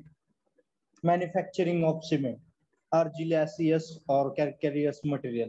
मग काय लाइमस्टोन, क्ले कशापासून मॅन्युफॅक्चर केलं गेलं हे पाहिलेलं आहे तुम्ही मे बी, बरोबर आहे ना. माहिती आहे सर्वांना सिमेंट कसं तयार झालं किंवा काय, तुम्ही पाहिलेलं असेल. फॉरेन कंट्रीज मध्ये पहिल्यांदा तयार झाला असेल, मग नंतर आपल्याकडे यूज झाला असेल, बरोबर. मग त्यामध्ये तुम्हाला जे आहे 43, 53, 33 अशा ग्रेड्स आहेत सिमेंटच्या, बरोबर. मग त्यामध्ये 3 days, 7 days आणि 28 days. 3 days, 7 days, 28 days कोण सांगू शकेल काय आहे? 3 days, 7 days आणि 28 days. सिमेंटची स्ट्रेंथ आहे, कॉन्क्रीटची स्ट्रेंथ आहे जी आपण टेस्टिंग मशीन मधून 28 किंवा 3 days नुसार आपण काढतो ती. गुड. ज्यावेळेस तुम्ही एखाद्या मोठ्या साईट वरती जाल त्यावेळेस तुम्हाला कॉन्क्रीटचे क्यूब काढावे लागतात. क्यूबची साईज असते 7.06 centimetre bye 7.06 centimetre bye 7.06 centimetre किंवा 15 सेंटीमीटर बाय 15 सेंटीमीटर. तुम्ही कॉलेजमध्ये वगैरे शिकला असाल, त्याची क्यूब टेस्टिंग केलेली असेल. कॉम्प्रेसिव्ह त्याच्यावरती आपण प्रेशर देतो आणि करतो. मग 33 ची 3 दिवसाला किती स्ट्रेंथ येते, 7 दिवसाला किती येते आणि 28 दिवसाला किती येते. 43 ग्रेडच्या सिमेंटची 3 दिवसाला, 7 दिवसाला आणि 28 दिवसाला, असं 53ची ऍक्च्युली. मग त्याचं पण त्यावरती पण एक्झामला क्वेश्चन येतो, कॉम्पिटेटिव्ह एक्झामला, कशाची किती स्ट्रेंथ आहे ते पाठ असलं पाहिजे. ओके, प्रत्येकानं आपापल्या ह्याच्यानुसार ठेवू शकतं, पाठ करू शकता. बघा 3, 7 आणि 28. 33 साठी आहे 16 न्यूटन पर mm² मध्ये, 16, 22, 33.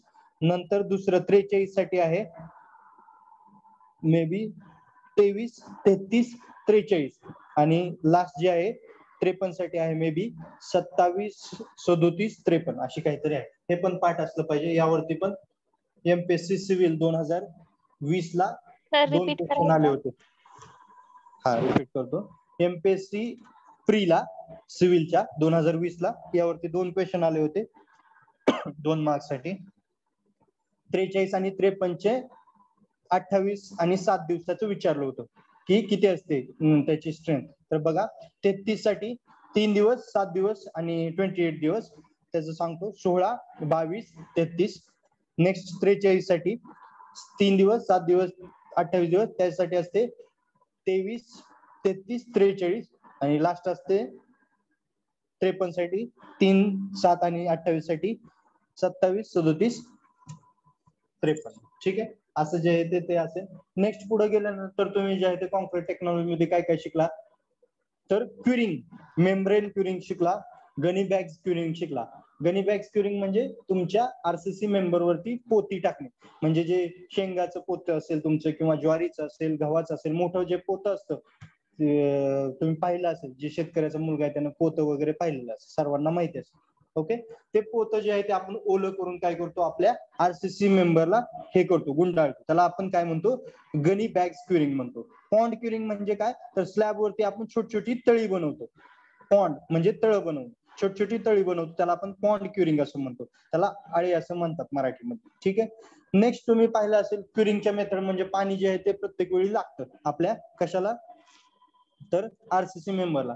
28 दिवस कंप्लीट झाल्यानंतर तुमचा आरसीसी मेंबर 99% स्ट्रेंथ गेन करतो. 100% कधीच गेन करत नसतो कोणताच. जरी तुमच्या टेस्टिंग केल्या तरी तुमचं टेस्ट रिझल्ट 93, 94, 95 असेच येतात. कोणत्याही गोष्टीचा 100% रिझल्ट येऊ शकत नाही, कारण त्याला क्युरिंग होण्यासाठी खूप कालावधी जातो. ओके. नेक्स्ट तुम्ही त्यामध्ये मग मॉर्टर वगैरे पाहिलं, नंतर प्रपोर्शन्स पाहिले, M5 काय, M7.5 काय, M10 काय, M15 काय, M20 काय, हे सर्व जे आहे ते तुम्ही पाहिले. M फॉर्मिक्स आणि मग ते जे असेल ते compressive strength in 28 after 28 days in newton per mm², जे आलेले असेल ते गोष्ट, ते पण तुम्ही कॉन्क्रीट टेक्नॉलॉजी मध्ये शिकलेला आहे. नेक्स्ट तुम्ही आता सध्या जो शिकताय विषय डीएसएस शिकताय, डिझाईन ऑफ स्टील स्ट्रक्चर आहे नाव तुमचं, की आरसीसी डिझाईन आहे, काय नाव आहे आता सध्या त्या सब्जेक्टचं? Design of steel and RCC structure. Design of steel and RCC structure. आता यामध्ये मला कोण सांगू शकेल, जरा चॅप्टरची नावं सांगा, मी सांगतो तुम्हाला.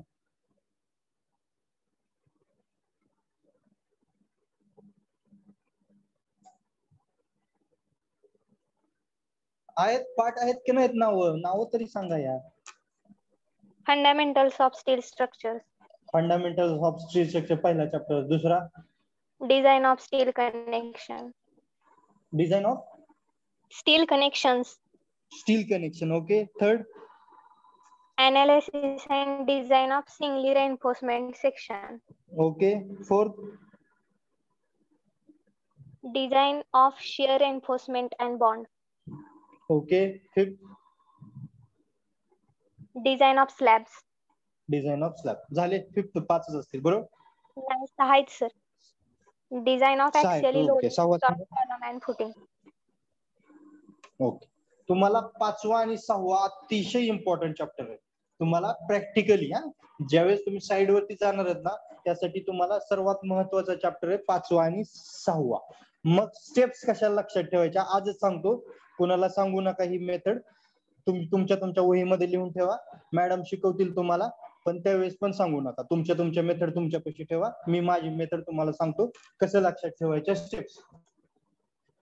लिहून घ्यायचं असेल तर डिझाईन ऑफ स्लॅब किंवा design of footing or something काय असेल, तो तुम्हाला महत्वाचा चॅप्टर आहे. 2 चॅप्टर. का तर आपल्याला साईट वरती काम करायचंय. मुलांसाठी अतिशय महत्वाचं आहे. मुली काही साईट वरती जात नसतात, काही आहेत पुण्यामध्ये इंजिनियर्स बऱ्याचशा आहेत, मग त्या आर्किटेक्ट वगैरे मुली आहेत ज्या की मोठ्या साईट वरती येतात.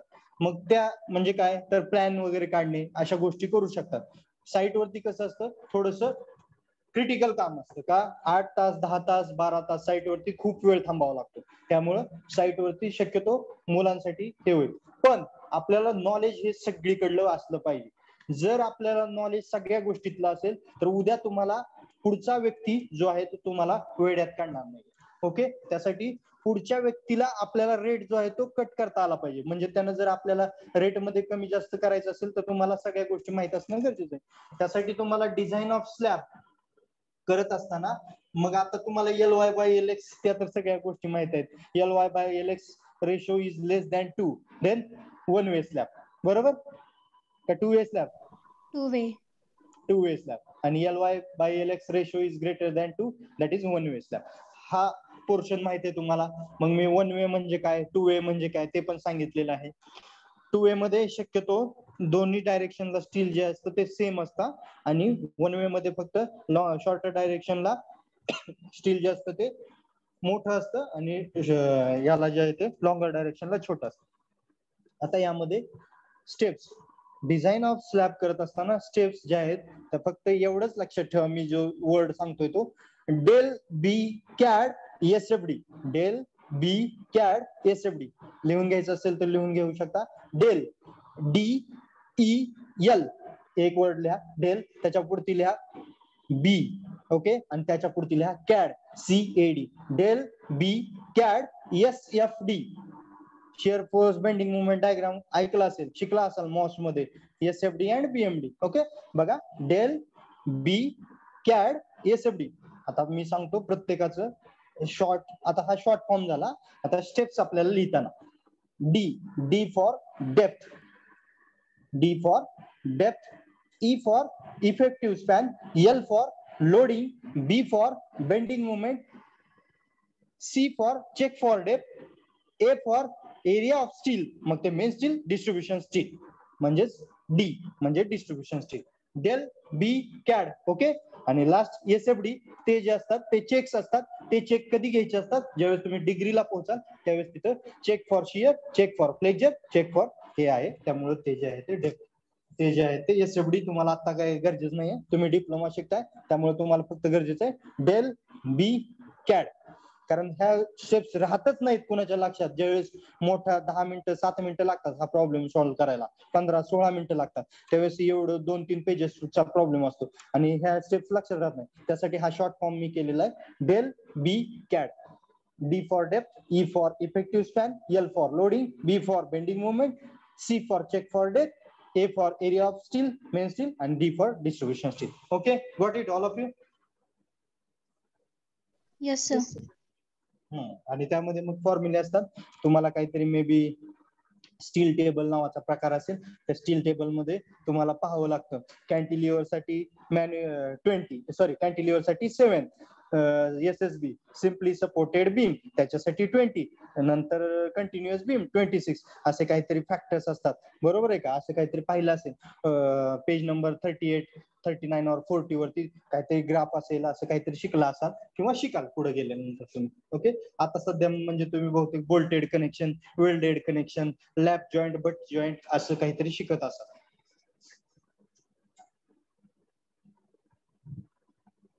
ठीक आहे, नेक्स्ट तुम्ही काय आणखीन आता कोणतं आपला WRE झाला, इन्व्हायरमेंटल झाला, EAC झालेलाच आहे, DSR झाला, आणखीन एक कोणतं राहतंय ट्रॅफिक इंजिनिअरिंग. बरोबर का? बरोबर का दत्ता?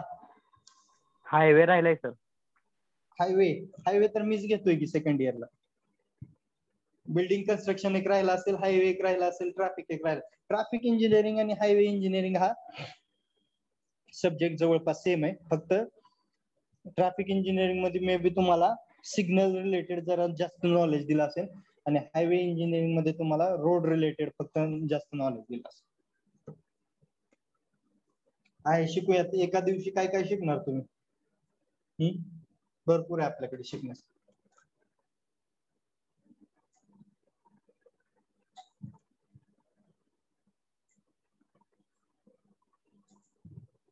कोण सांगू शकते मला CBR नाव ऐकलं? CBR?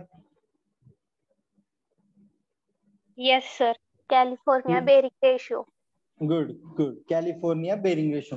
मग मला एवढे स्टुडंट आहेत आता सध्या जॉईन आहेत, मला 43 अप टू जॉईन आहेत. ओके, आता एवढं एक लक्षात घ्या, तुमच्या मित्रमैत्रिणींना सांगत चला. माझा तरी क्लास कमीत कमी बंक करत जाऊ नका. माझ्या लेक्चरला तुम्हाला प्रत्येक वेळी काहीतरी नवीन शिकायला भेटेल. एवढं पण सांगा. मी जेवढं शिकवतो सांगतो त्यातलं काहीतरी 2 गोष्टी तुम्ही जरी लक्षात ठेवल्या तरी उद्या तुमच्या आयुष्यामध्ये तुम्हाला फायदा होईल. एवढं लक्षात ठेवा. आता 43 मध्ये मला सांगा CBR California bearing ratio test जी आहे ती कशासाठी यूज होते? कोणत्या सब्जेक्ट मध्ये शिकलात ते? जिओ टेक्निकल इंजिनिअरिंग मध्ये. Geotechnical engineering. To find the bearing capacity of soil. Good. To find the bearing capacity of soil. सॉइलची कॅपॅसिटी चेक करण्यासाठी आपण CBR टेस्ट केलेली आहे, कॅलिफोर्निया बेअरिंग रेशो टेस्ट. मग ती हायवे मध्ये पण येऊ शकते, मग ती कॉन्क्रीट टेक्नॉलॉजी मध्ये पण येऊ शकते, आणि मग ती तुमच्या जिओ टेक्निकल इंजिनिअरिंग का तर ती सॉइल रिलेटेड आहे म्हणून ती त्यामध्ये पण येऊ शकते. ठीक आहे. मग आता मला सांगा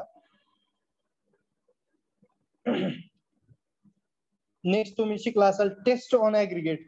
टेस्ट ऑन ऍग्रीगेट पाहिलेले आहेत, झालेले आहेत. कोणत्या कोणत्या टेस्ट असतात? 1-2 टेस्टची नावं सांगू शकाल प्लीज?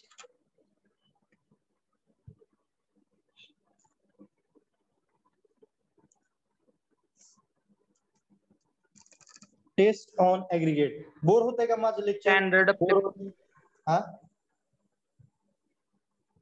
बोला. बोर होत असेल तर सांगा, आपण थांबूया.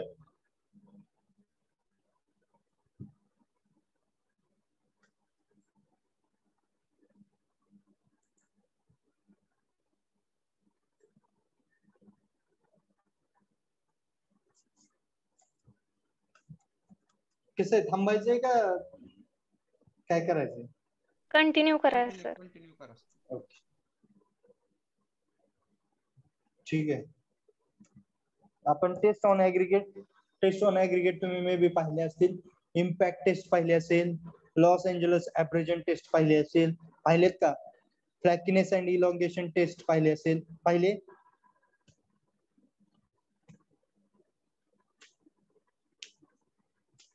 मला सांगा फ्लॅकिनेस आणि इलॉंगेशन म्हणजे काय?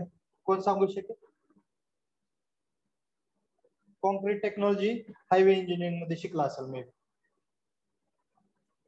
आणि जिओटेक मध्ये पण शिकला असेल मे बी, किंवा BC. फ्लॅकिनेस इलॉंगेशन आठवतंय? शब्द तर ऐकलेत असे काहीतरी?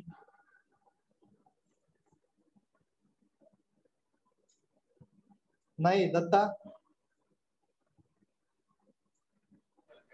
ऐकले सर पण काय आठवण. फ्लॅकिनेस म्हणजे काय तर तुम्ही जी ऍग्रीगेट, आता ऍग्रीगेट वरचं टेस्ट आहे म्हणजे ऑब्विसली ऍग्रीगेट रिलेटेड काहीतरी बोलतोय मी. फ्लॅकिनेस म्हणजे थिकनेस, तुमच्या ऍग्रीगेटची थिकनेस किती आहे ती चेक करण्यासाठी एक स्टीलची जाळी टाइप मध्ये तुम्हाला ही होती, एक इन्स्ट्रुमेंट होतं, त्यामधून आपण ऍग्रीगेट पास करून बघत होतो किती MM ची हे ऍग्रीगेट आहे. मग त्यामधून पास झाली तर ही सीव म्हणजे चाळणी वगैरे पाहिली असेल, जिओटेक असेल किंवा हायवे असेल किंवा कॉन्क्रीट असेल त्यामध्ये. आणि इलॉंगेशन म्हणजे काय तर तुमच्या त्या ऍग्रीगेटची लांबी. जास्त कमी थिकनेस असेल ऍग्रीगेटची तर तशी थिकनेसची ऍग्रीगेट चालत नाही साईटवर, आणि जास्त इलॉंगेशन असेल म्हणजे जास्त मोठी असेल तर तशी पण ऍग्रीगेट साईटवरती चालत नाही. का तर ती जी आहे ती बाइंडिंग जी आहे ती व्यवस्थित करू शकत नाही कॉन्क्रीट मध्ये. दुसऱ्या ज्या मेथड्स होत्या लॉस एंजलस ऍब्रेजन टेस्ट आणि इम्पॅक्ट टेस्ट, तर यामध्ये तुम्ही इन्स्ट्रुमेंट पाहिले असेल. लॉस एंजलस ऍब्रेजन टेस्ट एक सर्क्युलर टाइप मध्ये ड्रम होता, त्या ड्रम वरती 500 RPM आपण टाकतो, 500 नंबर्स, म्हणजे तो ड्रम जो आहे तो एका मिनिटाला 30 ते 33 रिव्हॉल्युशन मारतो. मग त्यामध्ये जे आहे ते ऍग्रीगेट वरती स्टील बॉल्स, त्याला चार्जर्स असं म्हणतात, ते चार्जर्स काय करतात त्या ऍग्रीगेट वरती आदळले जातात त्या स्टील ड्रम मध्ये आतमध्ये. मग त्यामुळं त्या 500 ह्याच्यामध्ये रोटेशन मध्ये त्या ऍग्रीगेट वरती इम्पॅक्ट झाल्यानंतर किंवा त्या ऍग्रीगेटची क्रशिंग झाल्यानंतर त्याचा जो आहे तो लॉस एंजलस ऍब्रेजन टेस्ट जी आहे, एक्झामला असं विचारतात कॉम्पिटिटिव्ह एक्झामला, Los Angeles abrasion test is used for aggregate dash dash. ऍग्रीगेटचं काय चेक करण्यासाठी आपण Los Angeles abrasion test use करतो? कोण सांगू शकेल? साईज. स्मिता बोला, काय म्हणता? साईज. आवाज येत नाहीये व्यवस्थित.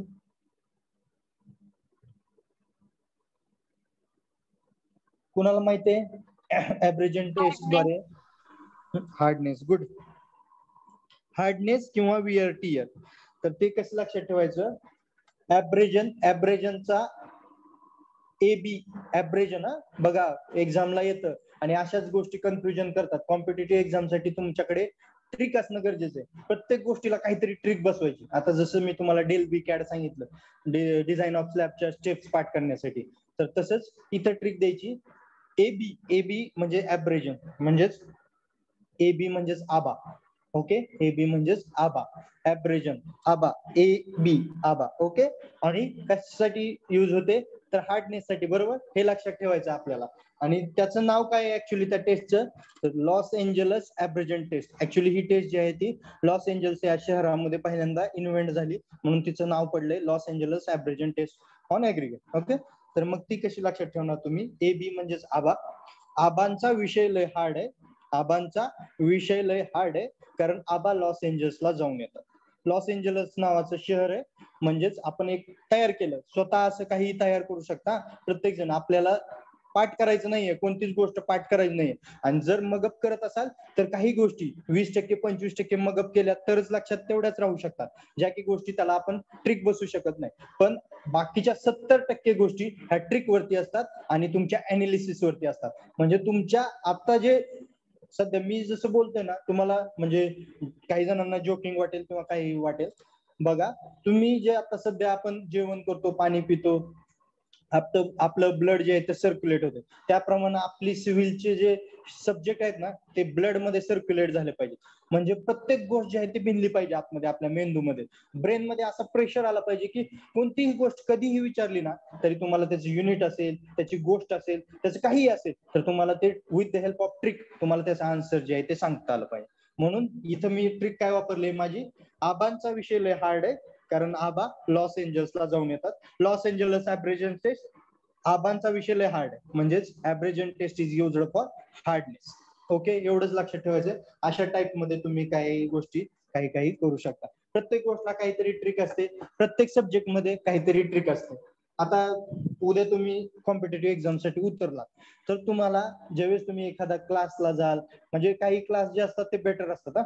काही क्लासमध्ये ट्रिक्स वगैरे शिकवतात, काही क्लास कसे असतात असे स्ट्रेट फॉरवर्ड असतात, ज्याच्यामध्ये तुम्हाला फक्त असंच जसं शिकवलं जातं दररोजचं तसंच तुम्ही पण शिकता आणि तुमच्यामध्ये पण उत्साह नसतो. प्रत्येक गोष्ट शिकत असताना आपल्यामध्ये थोडंसं स्पिरिट पाहिजे, थोडासा उत्साह पाहिजे, थोडंसं नवीन जाणून घेण्याची क्षमता पाहिजे. जर तुमच्यामध्ये तुम्ही दररोजचा दिवस जो उजाडतोय ना, म्हणजे तुम्ही वेकअप अर्ली मॉर्निंग उठताय, एक्सरसाइज करत असाल किंवा काही करत असाल, प्रत्येकाचं आपापली दिनचर्या आहे, मग त्यामध्ये तुम्ही ज्यावेळेस क्लास चालू होतो त्यावेळेस तुम्ही बोर नाही झालं पाहिजे. प्रत्येकानं आपल्याला सेल्फ मोटिवेट केलं पाहिजे आणि प्रत्येकानं आपल्याला आज काहीतरी नवीन सिव्हिल रिलेटेड शिकायला मिळणार आहे. आपण पुढे काहीतरी इंजिनिअरिंग साठी आपल्याला चांगला फायदा होणार आहे किंवा कोणत्या तरी एक्झाम साठी चांगला फायदा होणार नाही. ह्या दृष्टिकोनातून जर तुम्ही दररोज नवीन काहीतरी शिकलात तर तुम्हाला नवीन काहीतरी दररोज डेली काहीतरी शिकायला मिळेल. त्यामुळे जे आहे ते थोडंसं लक्षात. आता तुम्हाला ज्यावेळेस कॉम्पिटेटिव्ह एक्झाम द्यायचे त्यावेळेस तुम्हाला मराठी ग्रामर असेल, जीएस असेल, जीके असेल, इंग्लिश ग्रामर असेल, ऍप्टिट्यूड असते, अशा गोष्टी पण तुम्हाला लक्षात ठेवाव्या लागतात. मग त्यासाठी तुम्हाला दिवस वगैरे असतात बघा. म्हणजे समजूयात 15 ऑगस्ट काय तर स्वातंत्र्य दिन आहे, समजूयात काय म्हणजे 25 डिसेंबर. 25 डिसेंबरला काय असतं कोण सांगू शकेल? थोडंसं आपण अवे फ्रॉम द सब्जेक्ट जातोय. चालतंय ना तुम्हाला? नसेल चालत तर आपण आपल्या सब्जेक्ट कडे वळूया.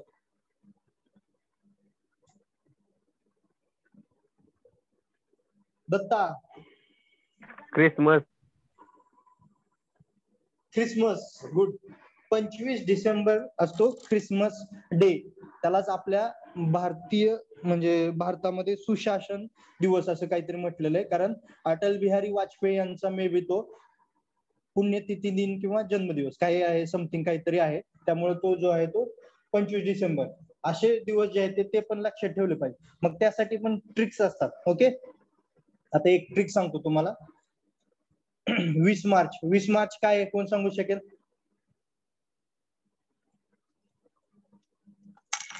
20 मार्च जागतिक चिमणी दिवस आहे. म्हणजे ज्या आपल्या छोट्या छोट्या चिमण्या दिसतात तुम्हाला, पक्षी आहेत जे घराच्या वगैरे बाहेर कुठेतरी फिरत असतात, बरोबर, त्या ज्या आहेत त्या वर्ल्ड मध्ये खूप कमी झालेल्या आहेत. खूप म्हणजे खूप. अगोदर भरपूर होत्या, आता हळूहळू त्या कमी होत आहेत. का तर त्यांना थोडंसं काय अन्न पाणी असेल ते कमी होत आहे त्यामुळे. मग वर्ल्ड हेल्थ ऑर्गनायझेशन काय 20 मार्च हा दिवस जागतिक चिमणी दिवस म्हणून घोषित केला. मग 21 मार्चला काय आहे, 22 मार्चला काय आहे, 23 मार्चला काय आहे, हे कसं लक्षात ठेवणार? काहीतरी आहे. 20 ला पण आहे, 21 मार्चला पण आहे, 22 मार्चला पण आहे, 23 ला पण आहे. बघा पहिलं काय आहे, पहिला जो आहे तो 20 मार्च जागतिक चिमणी दिवस. ओके. 21 मार्च जागतिक वन दिन. नेक्स्ट आहे 22 मार्च मे बी जलदिन आहे, पाणी दिवस असेल काहीतरी, मी आठवतोय प्रत्येक गोष्ट. आणि 23 मार्च मे बी असेल हवामान असेल, आहे का असं काहीतरी असेल. ठीक आहे. तर ह्याची ट्रिक काय, ह्याची ट्रिक काय वापरायची, 20 तारखेला चिमणी आली, वनात फिरली, पाणी पिली आणि हवामानाचा अंदाज घेऊन निघून गेली. बघा 20 तारखेला चिमणी आली, वनात फिरली, पाणी पिली आणि हवामानाचा अंदाज घेऊन निघून गेली. 20 मार्च जागतिक चिमणी दिवस, 21 मार्च वनात फिरली म्हणजे जागतिक वन दिन, 22 मार्च वॉटर दिन म्हणजेच पाणी दिन असेल किंवा जलदिन म्हणजेच पाणी पिली 22 मार्च. आणि 23 तारखेला ती काय केलं, तिनं हवामानाचा अंदाज घेतला म्हणजे 23 मार्च हवामान दिन. असा काहीतरी ट्रिक्स वापरत चला, काहीतरी गोष्टी करत चला, म्हणजे तुम्ही जे आहे ते पुढे आयुष्यात काहीतरी करा. ठीक आहे. अशा गोष्टी करायच्या असतात म्हणजे जे आहे ते प्रत्येक गोष्ट जी आहे ती इझी होत असते. म्हणजे तुम्हाला काही जास्त पाठांतर वगैरे करायची गरज नाही. असं प्रत्येक गोष्टीला काहीतरी वेगळ्या दृष्टिकोनातून बघत चला, तर तुम्हाला काहीतरी नवीन काहीतरी सापडेल. प्रत्येक गोष्ट प्रत्येक सब्जेक्ट मध्ये अतिशय इंटरेस्टिंग आहे, शिकण्यासारखं वगैरे खूप आहे. तुम्ही हुशार आहात माझ्यापेक्षा, अशा गोष्टी तुम्ही करत असाल. ठीक आहे. आज आपण मग इथं थांबूयात. काय दुसरं कोणाला काही अडचण, पण माझ्या सब्जेक्ट मी एवढं व्यवस्थित शिकवण्याचा प्रयत्न करत असेल, प्रयत्न म्हणतोय मी म्हणत नाही मी सगळ्यांपेक्षा असं चांगलं शिकवत असेल किंवा काय, मला माहित नाही. पण मी प्रयत्न जो करतोय त्या प्रयत्नाला यश भेटावं, 100% रिझल्ट लागला पाहिजे आणि सर्वांना चांगले मार्क्स मिळाले पाहिजे. प्लस चांगले मार्क्स मिळत असताना तुम्हाला त्या सब्जेक्टचं नॉलेज हे पूर्णपणे आलं पाहिजे, प्लस अदर सब्जेक्टचं पण आलं पाहिजे. फक्त मार्क्स आपल्याला पाडायचे नाहीये, आपल्याला ऍक्युरेट इंजिनियर म्हणून बाहेर पडायचे. म्हणून लक्ष देऊन ऐकत चला. परंतु ज्या गोष्टी आहेत, आता मी ज्यावेळेस एवढे क्वेश्चन विचारले तुम्हाला, तर त्यातले उत्तर खूप जणांनी कमी दिले. म्हणजे तुम्ही अभ्यास करत नाही. 3 चॅप्टर झाले, 46 मार्क्सचा सिलेबस झाला, आपल्याला 70 पैकी पाडायचे फक्त 28. म्हणजे ऑलरेडी माझं 46 मार्क्सचं जर शिकून झालं असेल तर इथंच पासिंग झालेलं आहे. जर तुम्ही अभ्यास करत नसाल तर अभ्यासाला लागा, थोडस सिरियस व्हा. सिरियस व्हायचं म्हणजे काय, सिरियस होण्याची गरज नसते. इंजिनिअरिंग लाईफ, डिप्लोमा लाईफ थोडीशी तुम्ही एन्जॉय पण